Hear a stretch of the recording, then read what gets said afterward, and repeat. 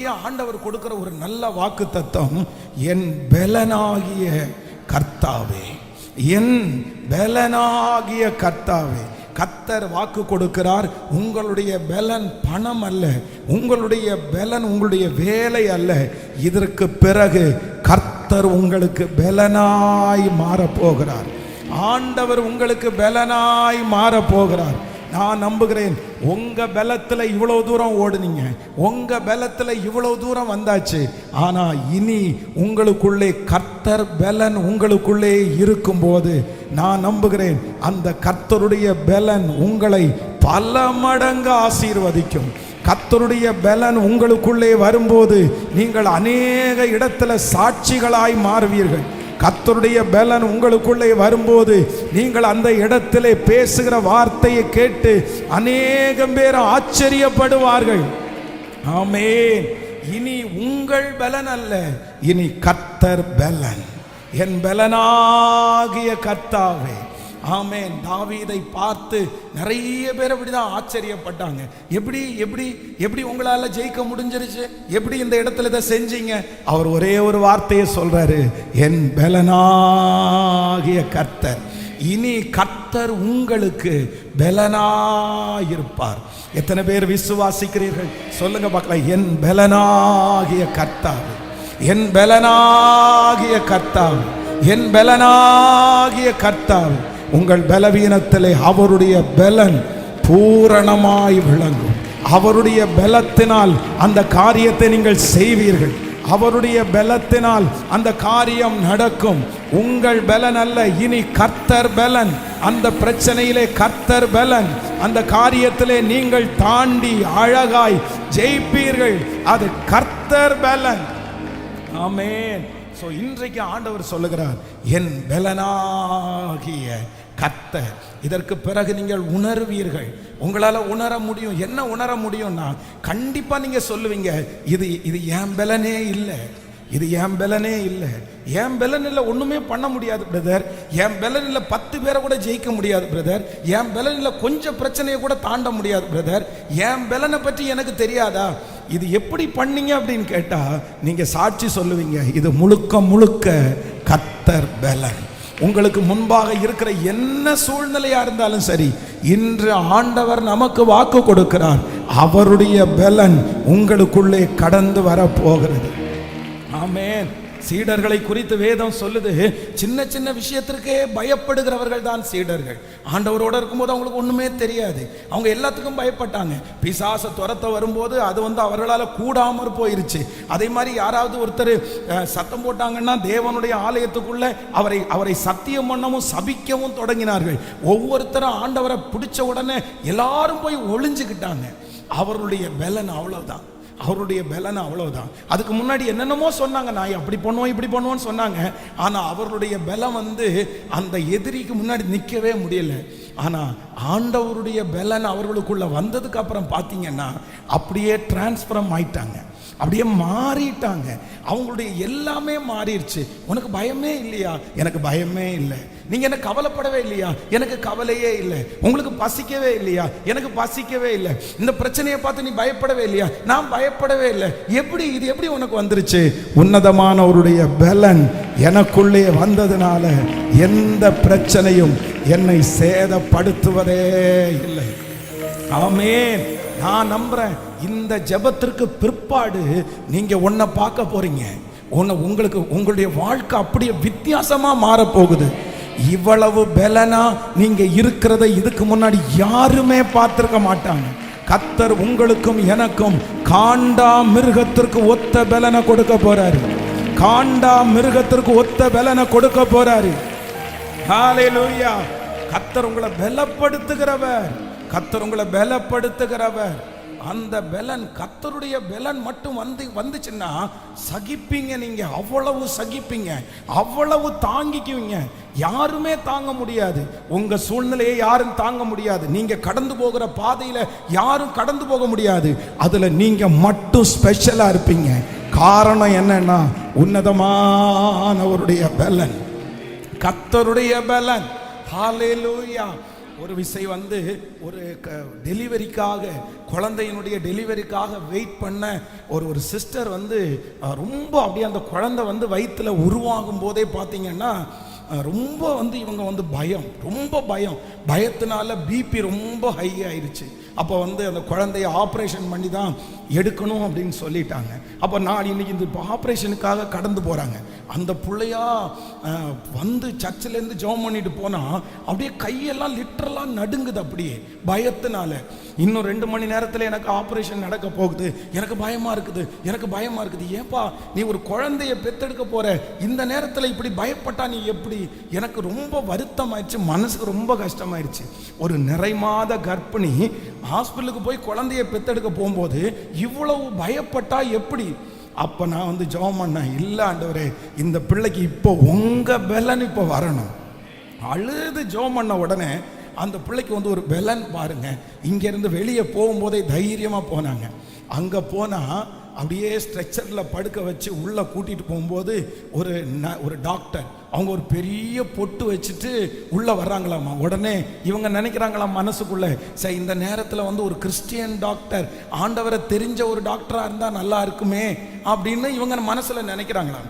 நினச்சிட்டு அந்த டாக்டர் அந்த பிள்ளையினுடைய கையை பிடிச்சி கேட்டாராம்மா, உன் பேர் என்ன அப்படின்னு கேட்டாராம்மா.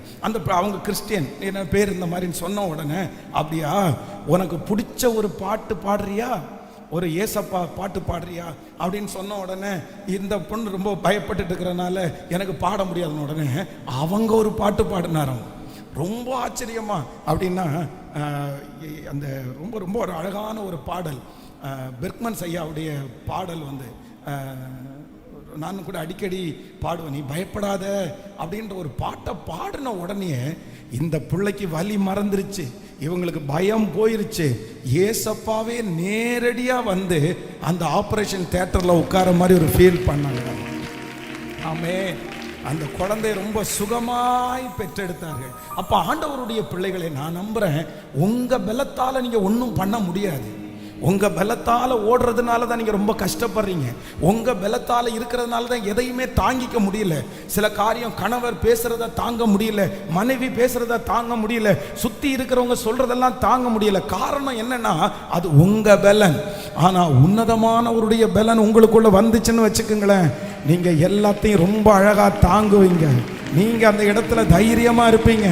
அதனால இன்றைக்கு கர்த்தர் வாக்கு கொடுக்கிறார், எனக்கு பலன், என் பலனாகிய கர்த்தர், என் பலனாகிய கர்த்தர். கர்த்தர் உங்களுக்கு பலனாய் இருக்க போகிறார்.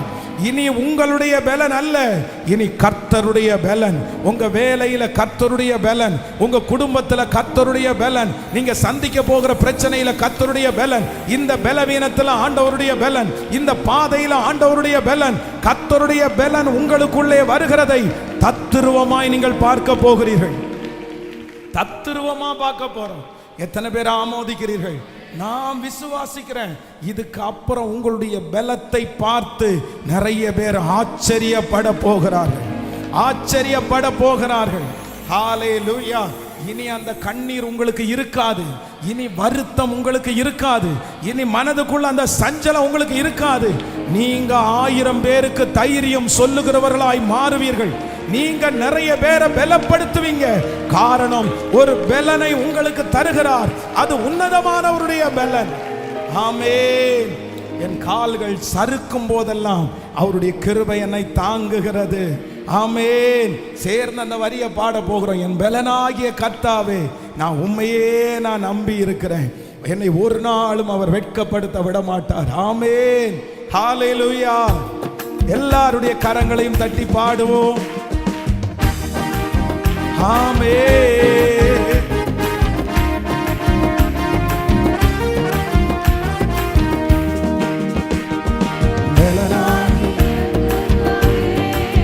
நான் உண்மையே கைவிடப்படுவது என் பலனாகிய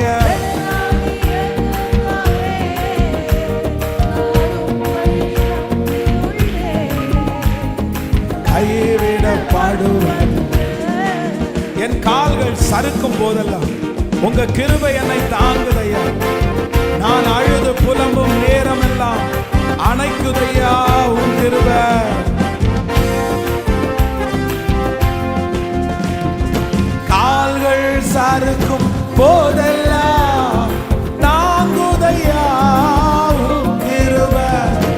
கால்கள் சறுக்கும் போதெல்லாம் தாங்குதையா கிருபை.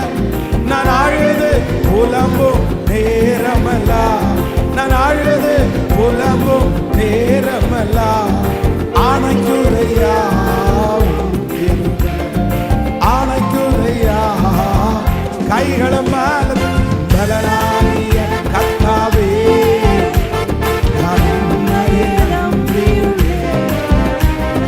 கைவிட பாடுவது பாடுவோம் பலனாகிய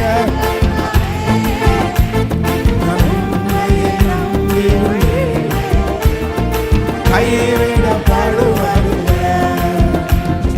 மரண இருளில் நடந்தாலோ பொல்லாப்பர்க்கே பயப்படேனா. மரண இருளில் பொல்லாப்பர்க்கே பயப்படேனா. உங்க கோலும் கடியும் தேற்றுதையா, உங்க கோலும் கடியும் தேற்றுதையா. அனுதினம் வெற்றி பாதை காட்டுதையா, அனுதினம் வெற்றி பாதை காட்டு. கைகளை மேல கர்த்தாவே, ஹல்லேலூயா ஸ்தோத்திரம். கர்த்தாவே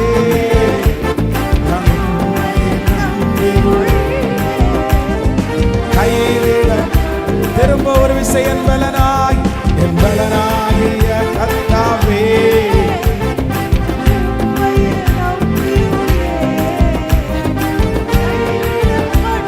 பாடுவதில்லை. ஹல்லேலூயா. சங்கீதக்காரனாகிய தாவீது சொல்லும்போது ரொம்ப அழகா சொல்லுகிறார், என் பலனாகிய கர்த்தாவே, என் பலனாகிய கர்த்தாவே. ஆமென். ஓடி ஓடி ஒளிஞ்ச மனுஷன் ஆண்டவருடைய பலன் வந்ததுக்கு அப்புறம் என்ன இயேசுநாதர மாதிரி சிலுவையில அரைஞ்சு கொள்ளாதீங்க, என்ன தலைகீழா அரைஞ்சு கொள்ளுங்க. எப்படிப்பா உனக்கு இந்த தைரியம், எப்படிப்பா உனக்கு இந்த தைரியம்? அது யார் பலன் அப்படின்னு சொன்னா கர்த்தர் பலன், கர்த்தர் பலன். நான் நம்புறேன் இந்த 22வது நாள் ஜெபம் நடந்துட்டு இருக்க நீங்க எல்லாருமே அனுபவிக்கணும். எதை அனுபவிக்கணும்னா கர்த்தர் பலத்தை நீங்க அனுபவிக்கணும்.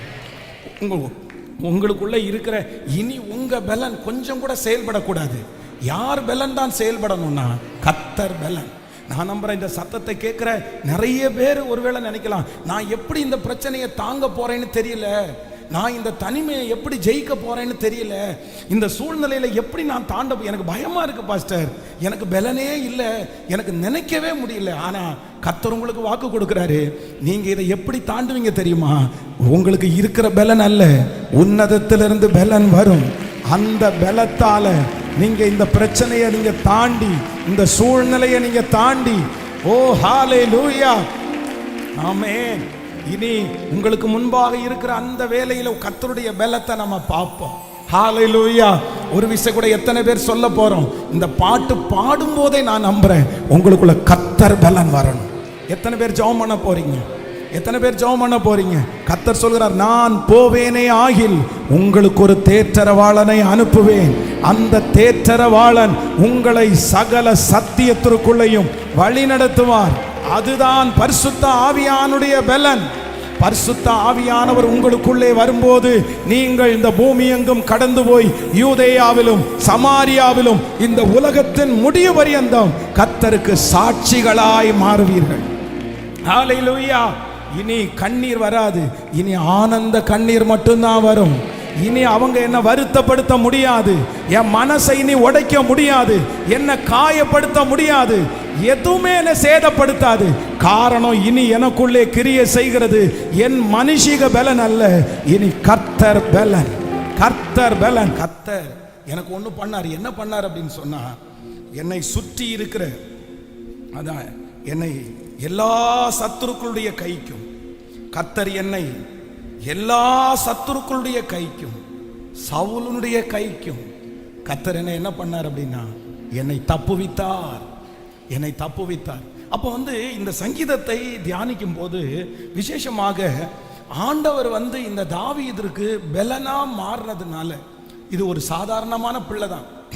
ஈசாயினுடைய குடும்பத்தில் பிறந்த ஒரு சாதாரணமான பிள்ளை தான். யாருன்னா இந்த தாவீது. யாரு ரொம்ப பெரிய பொருட்டாக எண்ணப்படாதவன் தான் இந்த தாவீது. ஒரு சின்ன கொஞ்சம் ஆடுகளை மேய்த்தவன் தான் இந்த தாவீது. அப்படின்னா இவனுடைய இயலாமை அப்படின்னு சொன்னா நிறைய இருக்குது. ஆனா கர்த்தர் இவனுக்கு பலனா மாறினதற்கு பிற்பாடு இந்த சங்கீதத்தில் பார்த்தீங்கன்னா ஒரு 4 இடத்துல இந்த தாவீது ரொம்ப ஸ்பெஷலா மாறுவாரு. கர்த்தர் நமக்கு பலனா மாற போறாரு. ஆண்டவர் நமக்கு பலனா மாறினதற்கு பிற்பாடு இந்த 4 ஆசீர்வாதங்களும் நம்ம தலையின் மேல வரப்போகுது. வாசிக்கலாம். முதலாவதாக 18ஆம் சங்கீதத்தினுடைய 29வது வசனத்தை வாசிக்கலாமா? 18ஆம் சங்கீதத்தினுடைய 29வது வசனத்தை வாசிக்கும் போது, உம்மாலே நான் ஒரு சேனைக்குள் பாய்ந்து போவேன், என் தேவனாலே ஒரு மதிலை தாண்டுவேன். உம்மாலே நான் ஒரு சேனைக்குள் பாய்ந்து போவேன். உம்மாலே நான் ஒரு சேனைக்குள் பாய்ந்து போவேன். நல்லா கவனிச்சுங்க ஆண்டவருடைய பிள்ளைகளே, எல்லாரும் கவனிங்க. பொதுவாக யுத்தம் பண்ணுகிற சேனை அப்படின்றது நமக்கு நிறைய பேருக்கு தெரியும். அது எப்படி இருக்கும் அப்படின்னு சொன்னா, அப்படியே கிரௌடா நிற்பாங்க, லைனா அப்படியே நிற்பாங்க. ஆனா அது என்ன அப்படின்னு சொன்னா, எதிரி நாட்டில் உள்ளவங்களும் லைனா நிற்பாங்க, இங்கே இருக்கிறவங்களும் லைனா நிற்பாங்க. ஆனா அதுல யாராவது ஒருத்தர் என்ன பண்ணணும் அப்படின்னு சொன்னா, ஃப்ரெண்டில் ஃபர்ஸ்ட் முதல்ல போறாங்க பாருங்களேன். எதிரி நாட்டில் இருக்கிற அம்புகள், எதிரி நாட்டில் இருக்கிற பட்டயங்கள் பின்னாடி இருக்கிறவர்கள் மேல ரொம்ப கவனம் செலுத்த மாட்டாங்க. யார் மேல ரொம்ப கவனம் செலுத்துவாங்க அப்படின்னு சொன்னா, ஃபர்ஸ்ட்ல ஒருத்தர் போறாருல்ல, முதல்ல ஒருத்தர் நிக்கிறாருல்ல, அவர் மேலதான் அவங்களுடைய எல்லாருடைய கண்ணும் நிற்கும். ஆனா அதுல இருக்கிறதுலே அந்த யுத்த வீரன் ஒருத்தர், தைரியசாலியான ஒரு நபர், பெரிய பலனான ஒருத்தர் அந்த கூட்டத்திலேயே யார் அப்படின்னு சொன்னா, யாருமே களத்துல இறங்குறதுக்கு முன்னாடி அந்த ஃபர்ஸ்ட் போவாரு பாருங்களேன். எல்லாருக்கும் முன்னாடியும் தைரியப்படுத்தி திடப்படுத்தி, வாங்கப்பா எனக்கு பின்னாடி, நான் முன்னாடி போறேன், நீங்க எனக்கு பின்னாடி வாங்க. அந்த தலைமைத்துவம் இருக்கு பாருங்களேன். இந்த சங்கீதக்காரனுக்கு ஆண்டவர் கொடுக்கிற ஃபர்ஸ்ட் ஆசீர்வாதம் என்ன அப்படின்னா, என் ஆண்டவர் எனக்கு பலனா இருக்கிறதுனாலே உம்மாலே ஒரு சேனைக்குள் பாய்ந்து போவேன், பாய்ந்து போவேன். நான் நம்புறேன், நம்பர் 1, கர்த்தர் நமக்கு கொடுக்கிற முதல் ஆசீர்வாதம் என்னன்னா, கர்த்தர் நமக்கு பலனா மாற போறாரு. ஆண்டவர் நமக்கு பலனாய் மாறுவதனால கர்த்தர் நம்ம எங்க வைக்க போறாருன்னா, நீங்களும் நானும் நிறைய பேரு முன்னணியிலே நிற்க போகிறோம். கர்த்தர் நம்மளை முதன்மையானவர்களாய் கர்த்தர் நிறுத்த போகிறார். உங்க குடும்பத்தில் நீங்க கடைசியா பிறந்திருக்கலாம், உங்க குடும்பத்தில் நீங்க இடையில பிறந்திருக்கலாம். ஆனா ஆண்டவர் இன்னைக்கு வாக்கு கொடுக்கிறார், உங்க குடும்பத்தில் உங்க வம்சத்தில் கர்த்தர் உங்களை முதன்மையான இடத்துல வைக்க போறாரு, ஃபர்ஸ்டான இடத்துல வைக்க போறாரு. இன்னைக்கு நீங்க பின்தங்கிய இடத்துல இருக்கலாம், இன்னைக்கு நீங்க பின்னாடி கிடக்கலாம், இன்னைக்கு யாருமே மதிக்க முடியாத அளவுக்கு இருக்கலாம், இன்னைக்கு எல்லாருமே உங்களை தேற்றுகிற அளவுக்கு இருக்கலாம், உங்களுக்கு உதவி செய்கிற அளவுக்கு இருக்கலாம். ஆனால் கர்த்தர் ஈசாயினுடைய குடும்பத்தில் தாவீது என்கிற ஒரு மனுஷனை கர்த்தர் பலப்படுத்தினதுனால அத்தனை யுத்த வீரர்களுக்கு முன்பாகவும் தாவீதை குறித்து வேதம் சொல்லுகிறது, உம்மாலே நான் ஒரு சேனைக்குள் பாய்ந்து போவேன், பாய்ந்து போவேன். நிறைய பேர் தயங்கி நிற்கிற பிரச்சனையில நீங்க தாண்டி போவீங்க. நிறைய பேர் பயந்து கொண்டிருக்கிற அந்த காரியத்துல கர்த்தர் உங்களுக்கு புது பலனை கொடுத்து அந்த பிரச்சனைக்குள்ள நீங்க தாண்டி போய், ஆமென், கர்த்தர் உங்களுக்காக வைத்திருக்கிற அந்த ஆசீர்வாதத்தை பெற்றுக் கொள்ளுவீர்கள். ஆமென். உம்மாலே நான் ஒரு சேனைக்குள் பாய்ந்து போவேன். யோசேப்பனுடைய குடும்பத்தில் ஃபர்ஸ்ட்லையும் இல்லை லாஸ்ட்லையும் இல்லை. யோசேப் ஒரு சென்ட்ரா வளர்க்கப்பட்டவன் தான். கடைசி மகன் பென்யமீன், ஃபர்ஸ்ட் மகன் ரூபன். ஆனா இதுக்கு இடையில எத்தனையோ பிள்ளைகள் இருக்கிறார்கள். அதுல இடையில இருக்கிறவன் தான் ஒருத்தன் யோசேப்பு.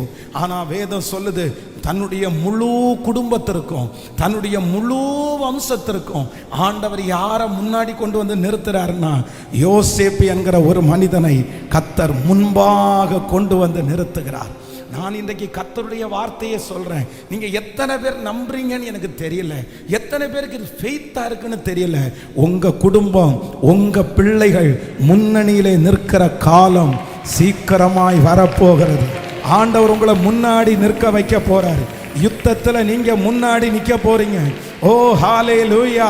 கர்த்தர் ஆசீர்வாதத்தில் கர்த்தர் உங்களை முன்பாக நிற்க போறாரு. உங்களை பின்னுக்கு தள்ளுகிறவர்கள் ஒருவரும் இனி இருக்க முடியாது.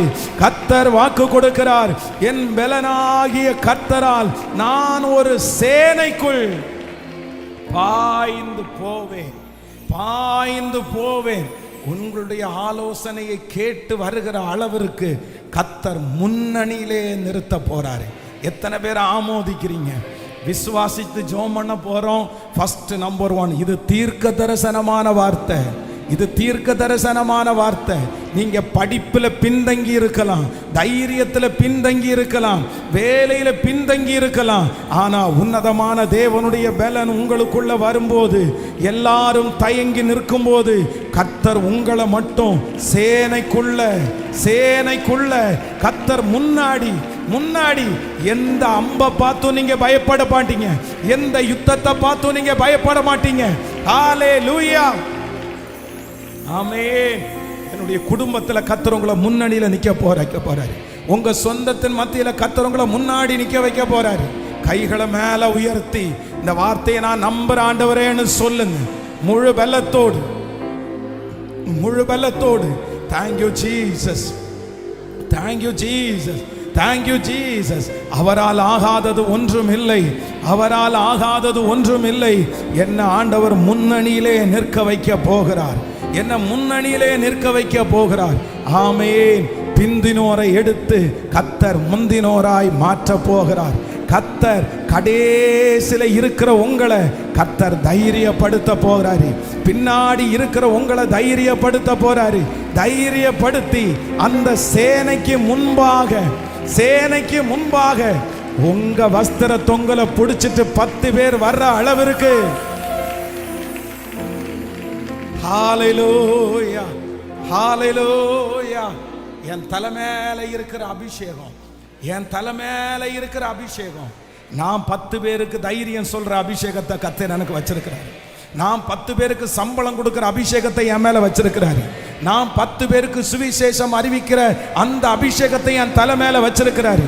நான் 10 பேரை ஆறுதல் படுத்துகிற அந்த அபிஷேகத்தை கர்த்தர் உங்க மேல வச்சிருக்கிறாரு. ஆமென். நீங்க லீடர். உங்க குடும்பத்துல கர்த்தர் ஒரு லீடரை எழுப்ப போறாரு. உங்க குடும்பத்துல ஒரு லீடரை கர்த்தர் எழுப்ப போறாரு.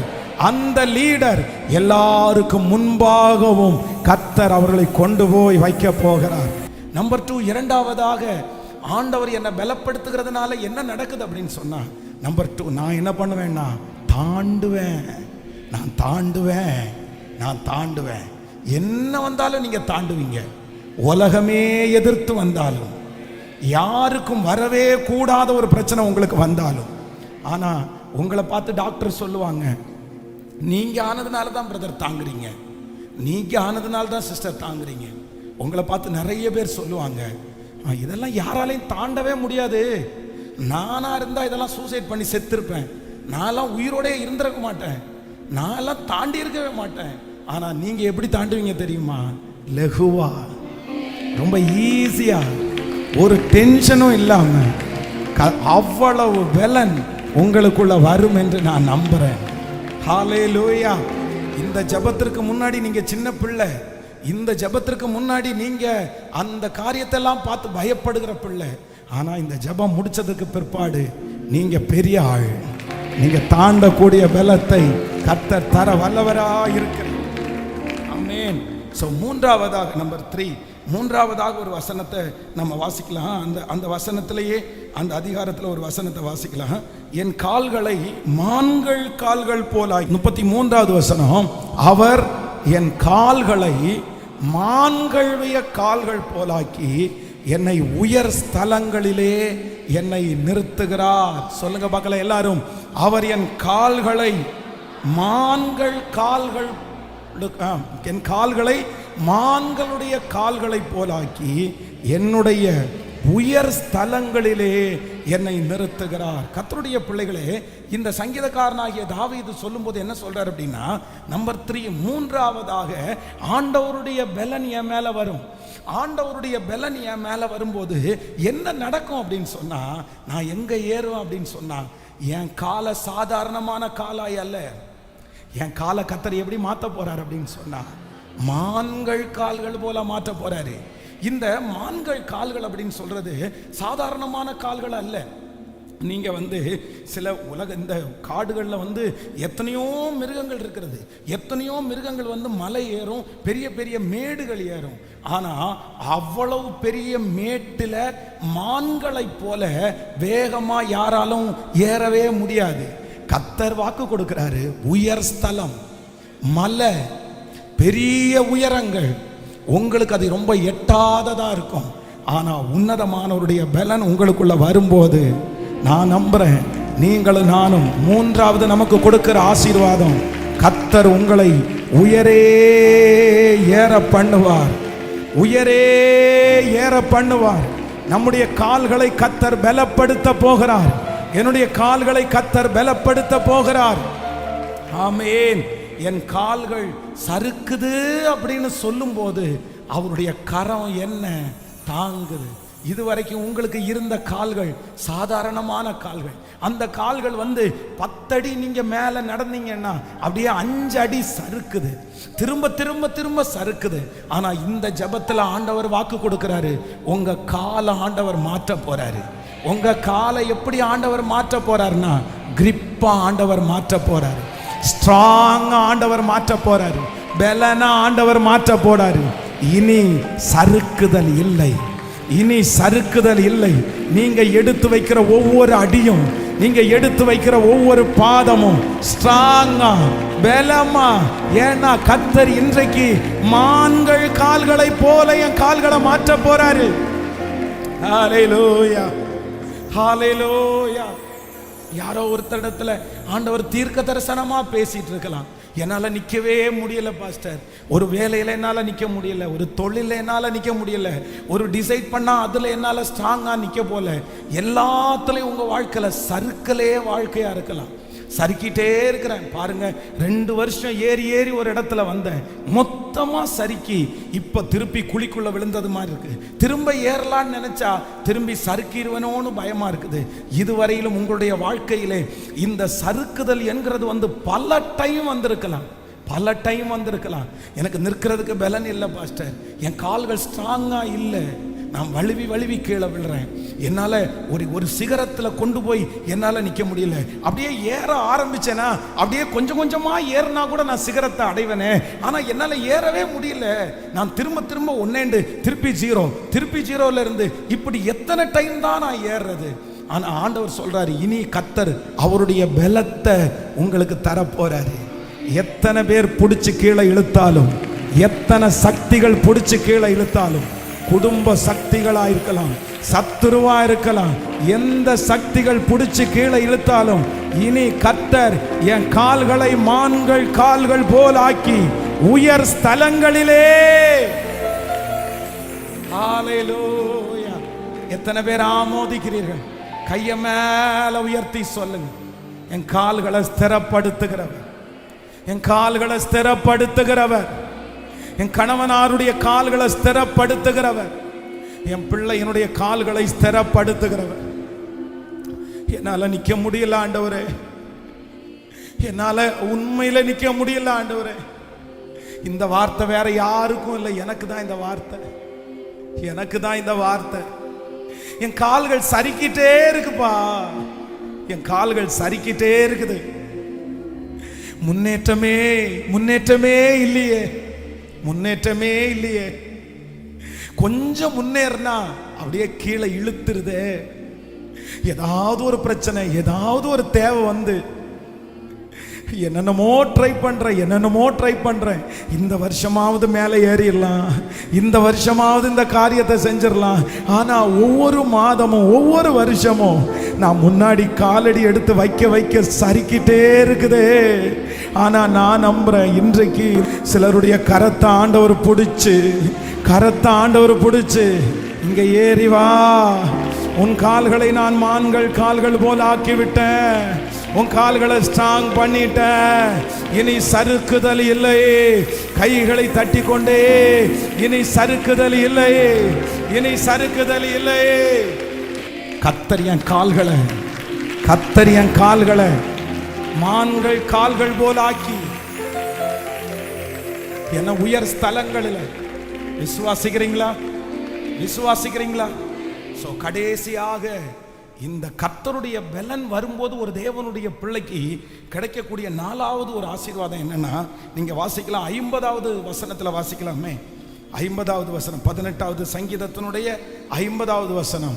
நாம் ஏற்படுத்தின ராஜாவிற்கு மகத்தான ரட்சிப்பை அளித்து தாம் அபிஷேகம் பண்ணின தாவீதுக்கும் அவன் சந்ததிக்கும் சதா காலமும் கிருபை செய்கிறவர். ஹல்லேலூயா. அப்படின்னா மகத்தான ரட்சிப்பு. மகத்தான ரட்சிப்புன்னு சொன்னா பெரிய வெற்றின்னு அர்த்தம். என்ன வெற்றி? பெரிய வெற்றி. நான் நம்புகிறேன் கர்த்தர் உங்களை பலப்படுத்த போறாரு, நம்மை பலப்படுத்த போறாரு. இதுவரையிலும் கண்டிராத ஒரு வெற்றி, ஒரு மகத்தான வெற்றி, ஒரு பெரிய வெற்றியை கர்த்தர் சீக்கிரமாய் உங்களுக்கும் எனக்கும் தருவேன் என்று கர்த்தர் வாக்கு கொடுக்கிறார். இத்தனை நாட்களும் தோற்று போன நீங்கள் வெற்றி அடைய போகிறீர்கள். கர்த்தர் உங்களுடைய கண்கள் ஒரு வெற்றியை பார்க்க வைக்க போகிறார். சீக்கிரத்திலே அந்த காரியத்திலே ஒரு வெற்றி கிடைக்கும். அந்த காரியத்திலே ஒரு வெற்றி தரப்போகிறார். கர்த்தர் சொல்லுகிறார், ஒரு மகத்தான வெற்றி, ஒரு பெரிய வெற்றி, பிரமிக்கத்தக்க வெற்றி. கர்த்தர் என்ன பண்ண போறாருன்னா, நான் தனித்துவமாக போறேன். நான் தனித்துவமாக போறேன். என் பிள்ளை தனித்துவமாக போறாங்க. ஆண்டவர் என்ன எப்படி நிறுத்த போறாரு அப்படின்னு சொன்னா, கர்த்தர் என்ன முதன்மையா. எத்தனை பேருக்கு ஆசையா இருக்குது? இந்த வசனத்தை நான் தியானிக்கும் போது அப்படிதான் நினைச்சேன். இல்லை, ஆண்டவர் என்னை எப்படி நிறுத்தணும் அப்படின்னு சொன்னா, என் வீட்டில் நான் முன்னாடி நிற்கணும், என் குடும்பத்தில் நான் முன்னாடி நிற்கணும். ஜெபம் பண்ணலாமா கர்த்தர் சமூகத்தில்? எஸ் பிரதர், நீங்க தான் பிரதர், சிஸ்டர், நீங்க எல்லாரையும் பார்த்து, நீங்க எல்லாத்தையும் பார்த்து பயந்துட்டு பின்னாடி நிற்க வேண்டிய ஆள் இல்லை. நீங்க முன்னாடி நிற்க வேண்டிய ஆள். கர்த்தருடைய பலன் உங்களை அப்படிதான் கொண்டு போய் நிறுத்த போகுது. சோர்ந்து போகாதீங்க. Thank you Jesus. உங்களை பார்த்து தான் உங்க பிள்ளைங்க ஆறுதல் அடைய போறாங்க. உங்களை பார்த்து தான் உங்க கணவன் ஆறுதல் அடைய போறாரு. உங்களை பார்த்து தான் உங்க மனைவி ஆறுதல் அடைய போறாங்க. உங்களை பார்த்து தான் உங்க பிள்ளை ஆறுதல் அடைய போகுது. கர்த்தர் அந்த முதன்மையான இடத்துல கர்த்தர் உங்களை நிறுத்த போறாரு. நீங்க தைரியசாலின்னு கர்த்தர் உங்களை நிரூபிக்க போறாரு. தலை மேல கைய வச்சு இந்த முதல் ஆசீர்வாதம் என் தலை மேல வரட்டும்னு சொல்லுங்க. சொல்லுங்க சொல்லுங்க சொல்லுங்க. எனக்கு இந்த அபிஷேகம் வேணும்னு ஆண்டவரிடத்துல சொல்லுங்க. ஆண்டவரே, ஆண்டவரே, என் குடும்பம் எல்லா குடும்பத்தை விட பின்னாடி கிடக்குதுப்பா, பின்னாடி கிடக்குதுப்பா. நான் பின்னாடி இருக்கிறேன். நான் மறைஞ்சிருக்கிறேன். யாருக்குமே தெரியாம இருக்கிறேன். ஆனா எஸ், என்ன கவனிக்கிறதுக்கு ஒருத்தரும் இல்லை, என்ன வர்றதுக்கு ஒருத்தரும் இல்லை. ஆனா இப்போ உங்க வார்த்தை உண்மையானது என்று நான் நம்புகிறேன். வெகு சீக்கிரத்தில் பின்னாடி இருக்கிற என்ன தைரியப்படுத்தி தட்டி கொடுத்து முன்னாடி கொண்டு வருகிறதற்காக நன்றி அப்பா. உங்க சமூகத்துல முழங்கால நிற்கிறதற்கு பலன் தந்தீங்க. உடைய பிள்ளைகள் ஒவ்வொருவருக்காக நான் ஜெபிக்கிறேன். ஆன்லைன்ல இந்த சத்தத்தை கேட்டு ஆண்டவரே ஜெபிக்கிற பிள்ளைகளுக்காக ஜெபிக்கிறப்பா. ஆண்டவரே, எத்தனையோ பிள்ளைங்க முழங்கால் வலிக்க வலிக்க வலிக்க நின்னதை பாருங்க. ஆண்டவர், இந்த ஜெபத்துல உட்கார்ந்து இந்த வார்த்தையை விசுவாசிக்கிறத பாருங்கப்பா. இன்னைக்கு சொன்ன இந்த 4 வார்த்தைகளும் எங்க பிள்ளைங்க தலையின் மேல ஆம் என்றும் ஆமேன் என்றும் அப்படியே நடக்க போகிறதற்காக உமக்கு ஸ்தோத்திரம், ஸ்தோத்திரம், ஸ்தோத்திரம். கர்த்தர் உங்களை பலப்படுத்துவீராக. உடைய பிள்ளைகளை மனதார நான் ஆசீர்வதிக்கிறேன். கர்த்தர் எங்களோடு கூட இருப்பீராக. இயேசுவின் மூலம் ஜெபம் எடுக்கிறோம் நல்ல பிதாவே, என் ஆத்துமாவே கர்த்தரை ஸ்தோத்திரி, என் முழுமே பரிசுத்த நாமத்தை ஸ்தோத்திரி. என் ஆத்துமாவே கர்த்தரை ஸ்தோத்திரி. கர்த்தர் செய்த சகல உபகாரங்களையும் மறவாதே. ஆமென்.